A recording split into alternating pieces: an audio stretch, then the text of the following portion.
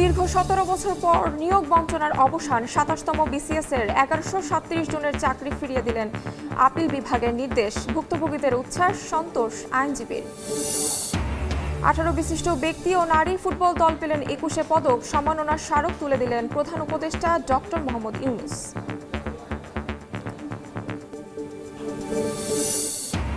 কুয়েটের হামলার ঘটনায় অজ্ঞাত ৪ থেকে ৫০০ জনকে আসামি করে মামলা। প্রশাসন ও একাডেমিক ভবনে ঝুলছে তালা। উপাচার্যের পদত্যাগের দাবিতে শিক্ষার্থীদের বিক্ষোভ অব্যাহত। এবং বাংলাদেশের চ্যাম্পিয়ন্স ট্রফি মিশন শুরু আজ। প্রতিপক্ষ ভারত। নিজেদের সামর্থ্যে আস্থা রাখছেন শান্ত। ম্যাচের আগে মূল মাঠে অনুশীলন করে নতুন বিতর্ক টিম ইন্ডিয়ার।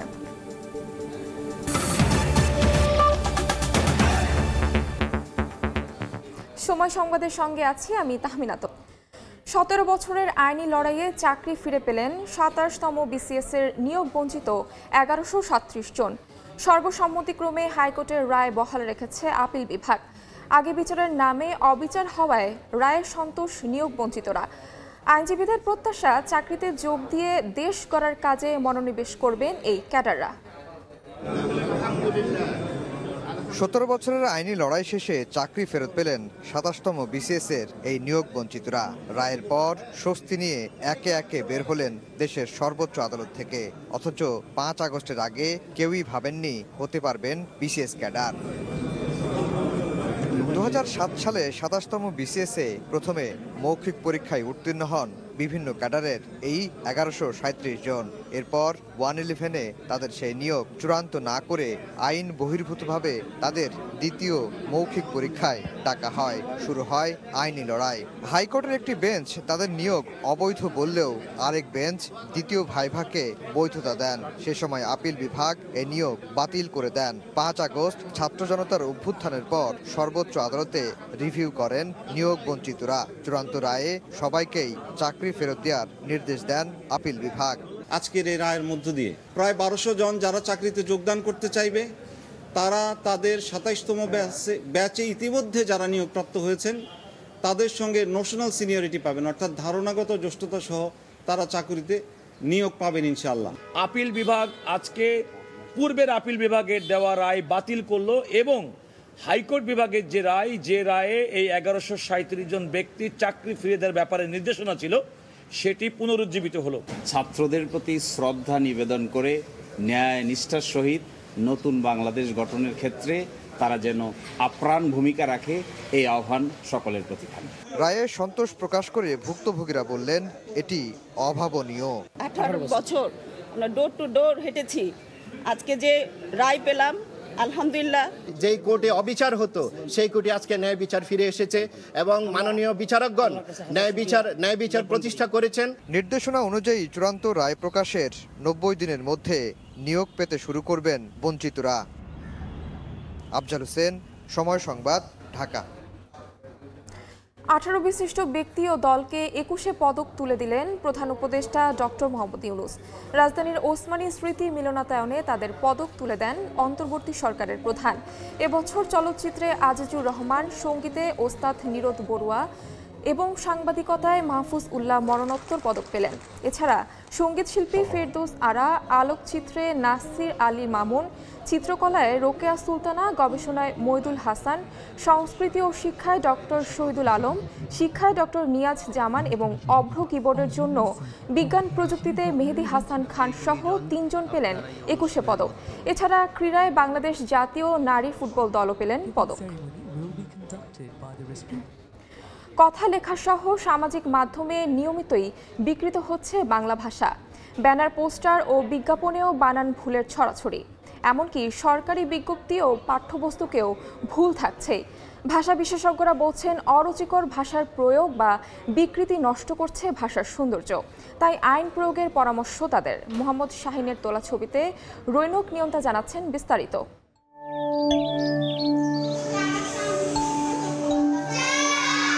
মুখের ভাষা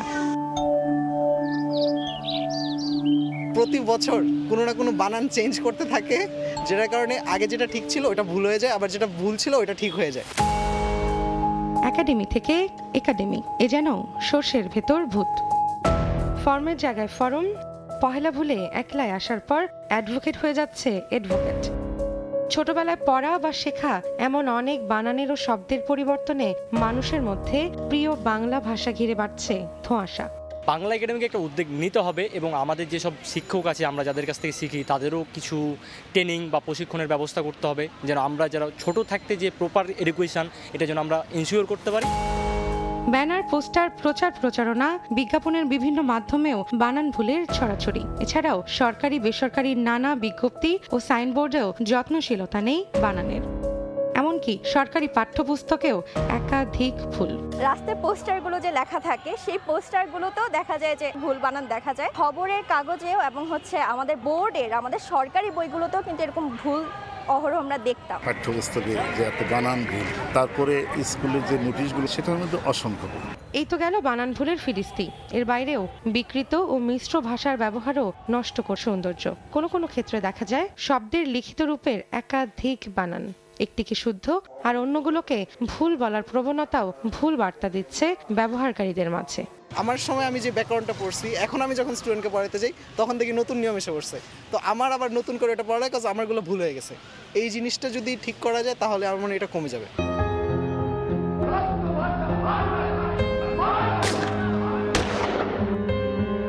রক্তাক্ত 52 থেকে 25 ইংরেজি বিজ্ঞাপন ও মিশ্র ভাষা ব্যবহার বন্ধে উচ্চ আদালতের নির্দেশনা থাকলেও সর্বস্তরে কি তা চালু করা গেছে? বাংলা ভাষাতে চর্চার মধ্যে দিয়ে অর্জন করতে হবে এই ধারণা থেকে আমরা অনেক দূরে চলে গেছি। আসলে সবাই মনে করছে বাংলা ভাষা এমনিতেই স্বভাবতই আমরা পারছি, তো বিশেষ চর্চার দরকার নেই বা অর্জন করতে হবে না অন্যান্য ভাষার পাশাপাশি। তো এটাই আমার মনে হয় কারণ বাংলা ভাষার যে দক্ষতাগুলো অর্জন করতে হবে সেই ধারণা থেকে আমরা অনেক দূরে সরে গিয়ে। বাংলা ভাষার এমন বিকৃতি রোধে কতটুকু কার্যকর উদ্যোগ নিয়েছেন সংশ্লিষ্টরা? এমন প্রশ্ন যেমন তুলছেন অনেকেই, তেমনি বাংলা ভাষার এমন পরিবর্তনকে অনেকেই দেখছেন ইতিবাচক হিসেবে। আবার অনেকেই বলছেন ভাষার এমন পরিবর্তন অব্যাহত থাকলে প্রাণের ভাষা হারাবে স্বকীয়তা। তাই ভবিষ্যৎ প্রজন্মের কাছে শুদ্ধ বাংলা পৌঁছে দেওয়ার অঙ্গীকার হোক এই ভাষার মাসে। রৌনক নিয়ন্তা, সময় সংবাদ, ঢাকা। 21-এর প্রথম প্রহরে মহান ভাষা শহীদদের স্মরণ করবে জাতি। আন্তর্জাতিক মাতৃভাষা দিবস পালনে প্রস্তুত হচ্ছে কেন্দ্রীয় শহীদ মিনার। এই মুহূর্তে সেখানে আছেন সহকর্মী ধ্রুব ব্যানার্জি, সরাসরি যাচ্ছি তার কাছে। লাল, কালো, সাদা 3 রঙে আজ কেন্দ্রীয় শহীদ মিনারের সামনের যে সড়কটি রয়েছে সেই সড়কটি কিন্তু রাঙিয়ে তোলা হচ্ছে। আমরা আজকে ঠিক কিছুক্ষণ আগে থেকে আধ ঘন্টা আগে থেকে এখানকার যারা স্বেচ্ছাসেবী রয়েছেন তারা এখানে এসেছেন এবং এসে পুরো সড়কটি রাঙিয়ে তোলার কাজ করছেন। তারা আজকে মূলত 3টি রঙকে এই সড়কটি রাঙিয়ে তোলার জন্য ব্যবহার করছেন। প্রথমত তারা বলছেন লাল রং বেছে নিয়েছেন, কারণ তারা বলছেন লাল রং হচ্ছে বাঙালির চেতনার রং, এবং কালো রং তারা বেছে নিয়েছেন কারণ তারা শোকের বহিঃপ্রকাশ করতে এই কালো রংটিকে বেছে নিয়েছেন।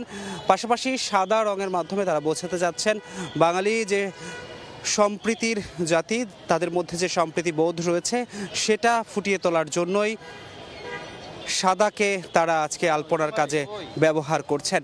আমরা শুধুমাত্র সামনের সড়কেই যে আলপনা করা হয়েছে তা কিন্তু নয়, কেন্দ্রীয় শহীদ মিনারের যে বেদি রয়েছে বেদিতেও কিছুক্ষণ আগে আমরা দেখেছি যে আলপনা করা হয়েছে।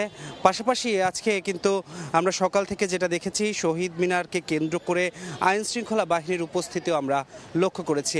আইন শৃঙ্খলা বাহিনীর পাশাপাশি বিজিবি সদস্যরা এখানে ছিলেন, পাশাপাশি সেনাবাহিনীর সদস্যরা এখানে ছিলেন, এবং কিছুক্ষণ আগে ডিএমপি কমিশনারের পক্ষ থেকে একটি আনুষ্ঠানিক সংবাদ সম্মেলনও করা হয়েছে। তারা বলছেন এবার আগামীকালের শহীদ দিবসকে কেন্দ্র করে পুরো এলাকা কয়েকটি স্তরে নিরাপত্তা সাজানো হয়েছে। পুলিশ তাদের সর্বোচ্চটা দিয়ে যাতে মানুষের জানমালের কোনো ধরনের ক্ষতি না হয় সে ব্যাপারে সচেষ্ট আছেন বলে আমাদেরকে জানিয়েছেন, এবং তারা এটা নিশ্চিত করেছেন যে এখানে যারা আসবেন তাদের কোনো ধরনের নিরাপত্তা ঝুঁকি নেই। পাশাপাশি এই এলাকার যে ট্রাফিক ব্যবস্থা রয়েছে সেই ট্রাফিক ব্যবস্থাকেও কিন্তু ঢালাওভাবে সাজানো হয়েছেন।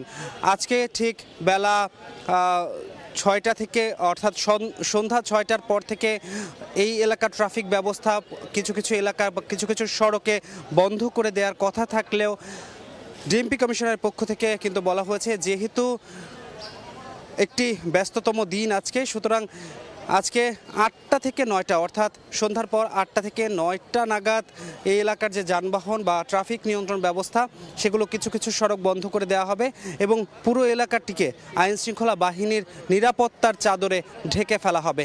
এই ছিল কেন্দ্রীয় শহীদ মিনারের সামনে থেকে আমার কাছে সর্বশেষ। সরাসরি যুক্ত ছিলাম শহীদ মিনারে। কেন্দ্রীয় শহীদ মিনারে শ্রদ্ধা নিবেদনের আয়োজন নির্বিঘ্ন করতে কয়েক স্তরে নিরাপত্তার ব্যবস্থা করা হয়েছে বলে জানিয়েছে ডিএমপি কমিশনার মোহাম্মদ সাজ্জাদ আলী। প্রথম প্রহরে 12টা 40 পর্যন্ত ডিভিআইপি ও ডিআইপিরা ফুল দেবেন। এরপর সবার জন্য পলাশী গেট উন্মুক্ত করে দেওয়া হবে। কোনো নিরাপত্তার শঙ্কা নেই বলেও জানিয়ে তিনি বলেন 7টি পয়েন্টে ব্যারিকেড দিয়ে বন্ধ থাকবে। ঢাকাতে প্রতি বছরের ন্যায় শহীদ মিনারে একই ধরনের নিরাপত্তা ব্যবস্থা আয়োজন করা হয়েছে। কয়েক স্তরে আমরা নিরাপত্তা ব্যবস্থার আয়োজন করেছি। রাত্র 12টা 40 জনসাধারণের জন্য পলাশী প্রান্ত থেকে অর্থাৎ পশ্চিম পাশ থেকে বেদিতে প্রবেশের জন্য উন্মুক্ত করে দেওয়া হবে। খুলনা প্রকৌশল ও প্রযুক্তি বিশ্ববিদ্যালয়ের শিক্ষার্থীদের ওপর হামলার ঘটনায় অজ্ঞাত 4 থেকে 500 জনকে আসামি করে মামলা করেছে বিশ্ববিদ্যালয় প্রশাসন। বুধবার রাতে কুয়েটের নিরাপত্তা পরিদর্শক মনিরুজ্জামান লিটন বাদী হয়ে খানজাহান আলী থানায় মামলাটি দায়ের করেন। এদিকে উপাচার্য পদত্যাগ না করা পর্যন্ত কর্মসূচি অব্যাহত রাখার ঘোষণা দিয়েছেন শিক্ষার্থীরা। এরই অংশ হিসেবে সকাল থেকে ক্যাম্পাসে বিক্ষোভ করেছে তারা। দাবি আদায় না হওয়ায় আজও ক্লাস পরীক্ষা বর্জনে অব্যাহত রেখেছে শিক্ষার্থীরা। প্রশাসনিক ও একাডেমিক ভবনগুলোতেও ঝুলছে তালা। নতুন প্রশাসন যেই আসবে 6 দফা দাবি পূরণ সাপেক্ষে তাকে আসতে হবে বলেই আমরা স্মারকলিপি আজকে প্রদান করব এবং সন্ত্রাসীদের বিরুদ্ধে আমরা আজকে বিক্ষোভ কর্মসূচি এবং লাল কার্ড প্রদর্শন করব। আমাদের শিক্ষার্থীরা দাবি আদায় না হওয়া পর্যন্ত সকল একাডেমিক কার্যক্রম বর্জন করেছে এবং প্রশাসনকে বর্জন করেছে এবং বর্তমানে আমাদের কর্মসূচিগুলো বহাল আছে। বিভিন্ন দিন বিভিন্ন কর্মসূচি হবে। এই মুহূর্তে কুয়েট ক্যাম্পাসে আছেন সহকর্মী তানজিন আহমেদ। সর্বশেষ পরিস্থিতি জানতে সরাসরি যাচ্ছি তার কাছে। কুয়েটিয়ানরা দিচ্ছে ডাক, ছাত্র রাজনীতি নির্বাত যাক, ছাত্র রাজনীতির ঠিকানা এই কুয়েটে হবে না, এমন সব বিভিন্ন স্লোগানে মুখরে উঠেছে কুয়েটের দুর্বার বাংলা চত্বর। এবং একই সাথে ছাত্র দল, ছাত্রলীগ, ছাত্র ইউনিয়ন, ছাত্র শিবির সহ যে সকল ছাত্র সংগঠন রয়েছে রাজনৈতিক কোনো ছাত্র রাজনীতি কুয়েটে চলবে না। সবাইকে, সব ধরনের সংগঠনকে, রাজনৈতিক সংগঠনগুলোকে লাল কার্ড প্রদর্শন করছেন কুয়েটের শিক্ষার্থীরা। অর্থাৎ এই যে দুর্বার বাংলার পাদদেশে সকাল 11:30টার পর থেকে শুরু হওয়া শিক্ষার্থীদের যে আন্দোলন সেটি চলছে। একই সাথে তারা বলছেন তাদের যে 6 দফা দাবি ছিল সেই 6 দফা দাবি পূরণ করতে হবে। অর্থাৎ উপাচার্য, উপ উপাচার্য এবং ছাত্র বিষয়ক পরিচালকের যে পদত্যাগ সহ নতুন উপাচার্য নিয়োগের দাবি। একই সাথে কুয়েটে যে হামলা সংঘর্ষের ঘটনা ঘটে সেই হামলা সংঘর্ষে যারা জড়িত তাদের বিচারের আওতায় আনা সহ বিভিন্ন দাবিতে কুয়েটের শিক্ষার্থীরা বিক্ষোভ করছেন। এই মুহূর্তে দুর্বার বাংলার পাদদেশে তারা আসলে বিভিন্ন ধরনের প্লাকার্ড হাতে নিয়ে দাঁড়িয়েছেন শিক্ষার্থীরা। তারা লাল কার্ড প্রদর্শন করছেন, বলছেন সন্ত্রাসীদের উদ্দেশ্যে কুয়েটের যে প্রশাসন তাদের নিরাপত্তা দিতে ব্যর্থ হয়েছে সেই প্রশাসনের উদ্দেশ্যে এবং যেসব রাজনৈতিক সংগঠন রয়েছে যারা কুয়েটের রাজনীতি করতে চায় সবার উদ্দেশ্যে লাল কার্ড আসলে তারা প্রদর্শন করছেন এবং তাদের বিভিন্ন ধরনের কর্মসূচি তাদের অব্যাহত থাকবে যত দিন পর্যন্ত তাদের এই ধরনের তাদের যে দাবি আদায় না হবে। অর্থাৎ তারা বলছেন যে বৈষম্যবিরোধী আন্দোলন, ছাত্র শিবিরের কথা বলা হচ্ছিল তাদের সাথে তাদের কারোর সাথে কোনো সম্পৃক্ততা কুয়েটিয়ানদের নেই, কুয়েটের ছাত্রদের নেই। তারা তাদেরকেও আসলে লাল কার্ড দেখিয়েছেন। এবং তাদের এই কার্যক্রম যতদিন পর্যন্ত দাবি আদায় না হবে চলবে। অর্থাৎ গতকাল পর থেকে যে আলটিমেটাম ছিল সেই আলটিমেটামের সময়সীমা পার হওয়ার পর কুয়েটিয়ান শিক্ষার্থীরা কিন্তু তাদের যে একাডেমিক এবং প্রশাসনিক ভবনগুলো ছিল সেই সব ভবনে তালা ঝুলিয়ে দিয়েছেন এবং সেসব ভবনগুলো এখন পর্যন্ত তালাবদ্ধ অবস্থায় রয়েছে। শিক্ষার্থীদের সাথে সংঘর্ষের ঘটনা গতকাল রাতে কিন্তু মামলা হয়েছে, কুয়েট প্রশাসন পক্ষ থেকে খানচারি থানায় মামলা করা, সেখানে 400 থেকে 500 জনকে আসামি করা হয়েছে। তবে সেই ঘটনা এখন পর্যন্ত আটক হয়নি বলে আমরা জানতে পেরেছি। তবে কুয়েট থেকে শিক্ষার্থীদের যে আন্দোলনের বিক্ষোভের খবর আমার কাছে ছিল সর্বশেষ। সরাসরি যুক্ত ছিলাম কুয়েটে। জুলাই গণহত্যার মামলায় সাবেক সেনা কর্মকর্তা জিয়াউল আহসান, সাবেক আইপিজি চৌধুরী আবদুল্লাহ আল মামুন সহ আরও 8 পুলিশ কর্মকর্তার তদন্ত 2 মাসের মধ্যে শেষ করার নির্দেশ দিয়েছে আন্তর্জাতিক অপরাধ ট্রাইব্যুনাল। একই সঙ্গে সাবেক আইপিজিকে একদিনের জিজ্ঞাসাবাদের অনুমতি দেওয়া হয়েছে। তাকে 23 ফেব্রুয়ারি জিজ্ঞাসাবাদ করা হবে। সকাল 10টার দিকে তাদের ট্রাইব্যুনালে হাজির করা হয়। বাকি পুলিশ কর্মকর্তারা হলেন ঢাকা জেলার সাবেক পুলিশ সুপার মোহাম্মদ আবদুল্লাহ আল কাফি, মিরপুরের সাবেক ডিসি মোহাম্মদ জসিম উদ্দিন মোল্লা, ঢাকার সাবেক অতিরিক্ত পুলিশ সুপার শহীদুল ইসলাম, যাত্রাবাড়ির থানার সাবেক ওসি আব্দুল হাসান, গুলশান থানার সাবেক ওসি মাজহারুল হক, ঢাকা উত্তর ডিসির সাবেক। এবার বাণিজ্যের সংবাদ।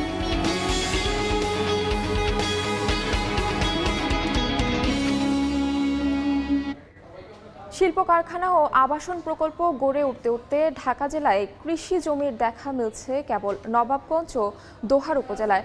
গত এক যুগে ঢাকা ঘিরে কয়েকটি মেগা প্রকল্প বাস্তবিত হলেও নজর দেওয়া হয়নি খাদ্য উৎপাদন প্রক্রিয়ায়। বিশেষজ্ঞরা বলছে, রাজুকের বিশদ অঞ্চল পরিকল্পনায় কৃষি এলাকা চিহ্নিত করা থাকলেও উন্নয়নের সুনির্দিষ্ট নীতিমালা না থাকায় সুযোগ নিচ্ছেন পুঁজিপতিরা। আশরাফুল ইসলামের ছবিতে আসিফ মাহমুদ সিয়ামের রিপোর্ট।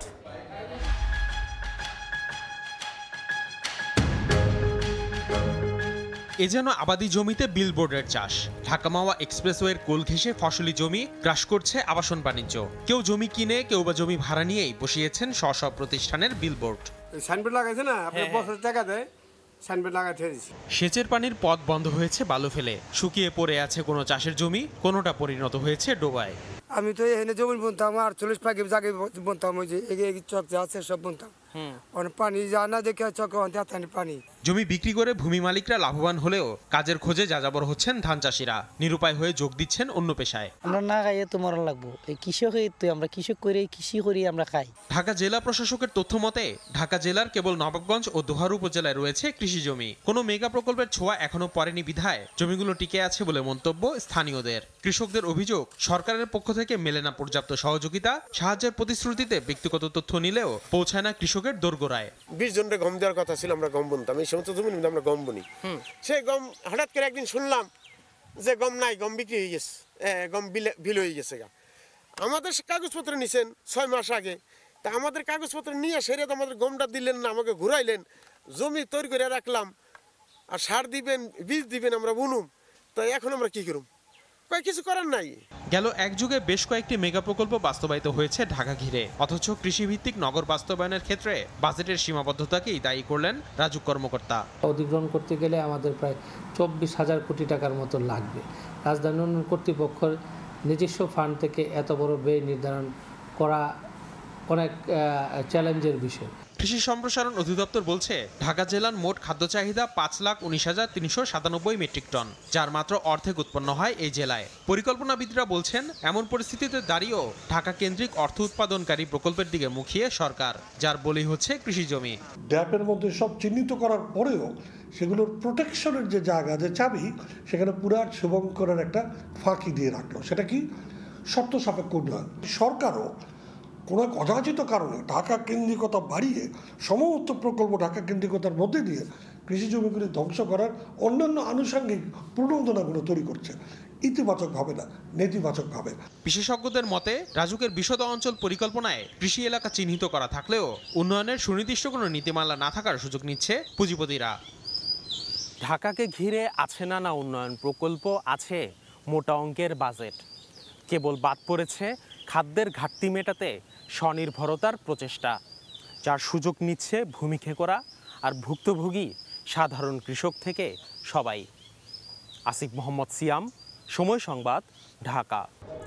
21শে ফেব্রুয়ারিকে সামনে রেখে মৌসুমের শেষ বাজারে ফুলের ভালো দাম পেয়েছেন যশোরের গদখালির ফুল চাষিরা। গাঁদা, গ্লাডিওলাস সহ বিভিন্ন ফুল বাড়তি দামে বিক্রি করতে পেরে খুশি বিক্রেতারা। চাষি ও ব্যবসায়ীরা নেতাদের দাবি, পুরো মৌসুমে অন্তত 150 কোটি টাকার ফুল বিক্রি হয়েছে। আব্দুল কালাম আজাদের ছবি ও জুয়েল মৃধার তথ্য নিয়ে রিপোর্ট। 21শে ফেব্রুয়ারি আন্তর্জাতিক মাতৃভাষা দিবস ঘিরে বৃহস্পতিবার সকাল থেকেই জমজমাট যশোরের গদখালির ফুলের বাজার। শেষ মুহূর্তে বেচাকেনায় ব্যস্ত চাষিরা। গত 3 দিন ধরে ফুলের ঊর্ধ্বমুখী দামে খুশি কৃষক। তারা জানান 2 সপ্তাহ আগে যে গ্লাডিওলাস অল্প দামে বিক্রি হয়েছে তা শেষ বাজারে 8 থেকে 15 টাকা পর্যন্ত বিক্রি হয়েছে। আগে প্রতি হাজার গাঁদা 300 টাকায় মিললেও এখন বিক্রি হচ্ছে 800 থেকে 1300 টাকা দরে। 21শে ফেব্রুয়ারি উপলক্ষে গাঁদার বাজার খুবই ভালো, আলহামদুলিল্লাহ। দাম এভাবে ভালো থাকে তাইলে দেখা যাচ্ছে 1 লাখ 1.5 লাখ টাকা বিক্রি হয় বিঘায়। 1,10,000 টাকার মতো আমি ফুল বিক্রি করেছি, ওখান থেকে আমার 1,05,000 টাকার মতো খরচা আছে। ধান পাটের থেকে এই ফুলের টাকাই বেশি। দেশি গোলাপ, চায়না গোলাপ দিয়ে 28 কাটা করেছি, এবছর উৎপাদন হয়েছে বেশি। এদিকে ব্যবসায়ী নেতাদের দাবি, চলতি মৌসুমে অন্তত 150 কোটি টাকার ফুলের বাণিজ্য হয়েছে। 21শে ফেব্রুয়ারি উপলক্ষে বাজার চলতেছে উৎসবমুখর, চাষিরা খুব ভালো দামে ফুল বিক্রয় করতেছে, কারণ ফুলের চাহিদা অনেক বেশি। ডিসেম্বর থেকে এই পর্যন্ত আজকে শেষ বাজার আমরা 150 কোটি টাকার মতো ফুল বিক্রয় এখান থেকে করছে। কৃষি বিভাগের তথ্য মতে যশোরের প্রায় 600 হেক্টর জমিতে বাণিজ্যিকভাবে 13 ধরনের ফুলের চাষ হয়। সময় সংবাদ, যশোর। এবারে খেলার খবর। আজ থেকে বাংলাদেশের চ্যাম্পিয়ন্স ট্রফির মিশন। প্রথম ম্যাচে টাইগারদের প্রতিপক্ষ ভারত। প্রতিপক্ষ নিয়ে বাড়তি চিন্তা না করে নিজেদের পরিকল্পনা বাস্তবায়নে নজর বাংলাদেশের। নাহিদ রানার মতো বোলার দলকে বাড়তি আত্মবিশ্বাস দিলেও অন্য বোলারদের উপর পূর্ণ আস্থা রাখছেন বাংলাদেশের অধিনায়ক। কোনো একক ক্রিকেটার নয়, বরং ভারতের পুরো দল নিয়ে পরিকল্পনা সাজাচ্ছেন টাইগাররা। দুবাই আন্তর্জাতিক ক্রিকেট স্টেডিয়ামে ম্যাচ শুরু হবে বাংলাদেশ সময় বিকেল 3টায়। চ্যাম্পিয়ন্স ট্রফির শুরুতেই বিতর্ক। ম্যাচের আগের দিন বাংলাদেশ অনুশীলন করেছে স্টেডিয়ামের পাশে আইসিসির একাডেমি মাঠে, আর ভারত পেল ম্যাচ ভেন্যুতে প্র্যাকটিসের সুবিধা। বাংলাদেশ উইকেট দেখারও সুযোগ পায়নি, সেখানে ভারতের জন্য মূল মাঠের 3টি উইকেট উন্মুক্ত করে দেয়া হয়। অবশ্য এই রীতি নতুন নয়, আইসিসি ইভেন্টে বরাবরই সুবিধা পেয়ে আসছে টিম ইন্ডিয়া।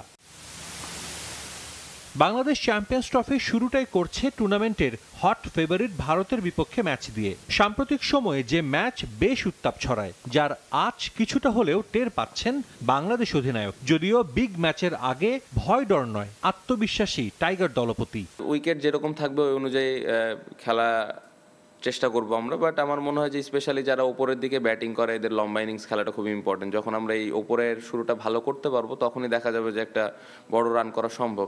যে কোনো ম্যাচের আগে চিরাচরিত এক প্রশ্ন, কেমন হবে বাংলাদেশের একাদশ? প্রতিপক্ষ ভারত বলেই কোনো পরীক্ষা নিরীক্ষা করছে না টিম ম্যানেজমেন্ট। প্রস্তুতি ম্যাচ না খেলা মাহমুদুল্লাহ এদিন মাঠে গেলেও অনুশীলন করেননি, তবে থাকবেন শুরুর একাদশে। ভারতের বোলিং আক্রমণ স্পিন নির্ভর হলেও বাংলাদেশ মাঠে নামবে 3 পেসার নিয়ে। প্লেয়াররা তাদের প্ল্যান কিভাবে এক্সিকিউট করবে এটা নিয়ে বেশি ফোকাস থাকে এবং মাঠে যত কাম থাকা যায় ওই জিনিসটা নিয়ে চিন্তা করে সবাই। দু দলের শেষ 5 ম্যাচে 3টায় জয় আছে বাংলাদেশের। অবশ্য এসব যে টিম ইন্ডিয়াকে খুব একটা ভাবাচ্ছে না তা সহজেই অনুমেয়। ম্যাচের আগে রোহিতের 20 মিনিটের সংবাদ সম্মেলনে বাংলাদেশ নিয়ে প্রশ্ন ছিল না একটাও। দুবাইয়ের উইকেট কিছুটা স্পিন বান্ধব, যার কারণে ভারতের স্কোয়াডে আছে 5 স্পিনার। কন্ডিশন বা উইকেটের আচরণ নিয়েও একেবারেই চিন্তিত নন রোহিত শর্মা। যে কোনো আইসিসি টুর্নামেন্ট আমাদের জন্য গুরুত্বপূর্ণ, তবে ট্রফি জিততে হলে অনেক পরিশ্রম করতে হবে। আমাদের লক্ষ্যটাও থাকবে সেদিকে। কন্ডিশন নিয়ে খুব একটা ভাবছি না, আবহাওয়া যেমনই হোক আমাদের মানিয়ে নেওয়ার সামর্থ্য আছে। ভারত চ্যাম্পিয়ন্স ট্রফির সবগুলো ম্যাচই খেলবে দুবাইয়ে, যে ভেন্যুতে কখনোই কোনো ওয়ানডে হারেনি রোহিত কোহলিরা। রাজধানীর ওসমানী স্মৃতি মিলনায়তনে 21শে পদক প্রদান অনুষ্ঠানে কথা বলছেন প্রধান উপদেষ্টা ডক্টর মোহাম্মদ ইউনূস। সরাসরি যাচ্ছি সেখানে। আমরা এখন অতীতের যে কোনো সময়ের চাইতে বেশি শক্তিশালী, উদ্যমী এবং সৃজনশীল। আমাদের তরুণ প্রজন্মের স্বপ্ন অতীতের যে কোনো প্রজন্মের স্বপ্নের চাইতে দুঃসাহসী। তারা যেমন নতুন বাংলাদেশ সৃষ্টি করতে চায়, তেমনি একই আত্মবিশ্বাসে নতুন পৃথিবীর সৃষ্টি করতে চায়।